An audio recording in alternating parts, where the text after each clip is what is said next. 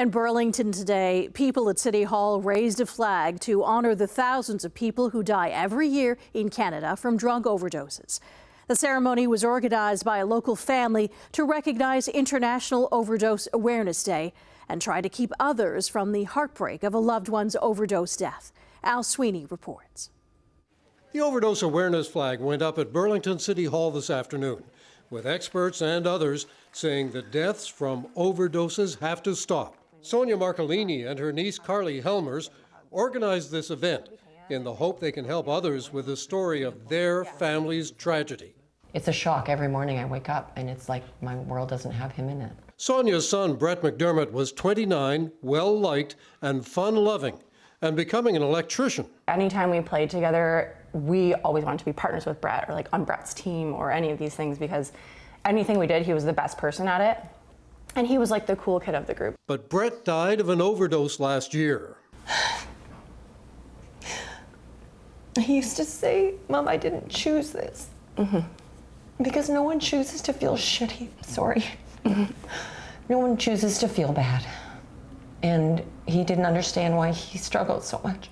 His mother says he hadn't used drugs for years, but wound up with fentanyl by chance one night, leading to his OD. Brett was part of an overdose epidemic. Health Canada reports 7,328 deaths from overdoses across the country last year, an average of 20 a day. Sonja and Carly call themselves members of the Turtle Club, a nickname for Brett when he was young, with a purple chair symbolizing a loved one lost to addiction. There's not anyone in my life who I think about every single day. And there's not been one day that I don't think about him. And they want to send a message to other families. The reason that we want to do it is to get rid of the stigma of addiction. They say the key is to talk openly about addiction. We don't want anyone else to go through this. And if it means that even one person turns to someone else and says, "I'm really struggling, I need some help," that will happen.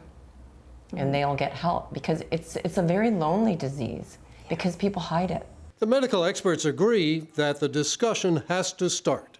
It's so important that we have the conversation to be able to help to think of strategies to help to reduce further deaths, prevent further deaths.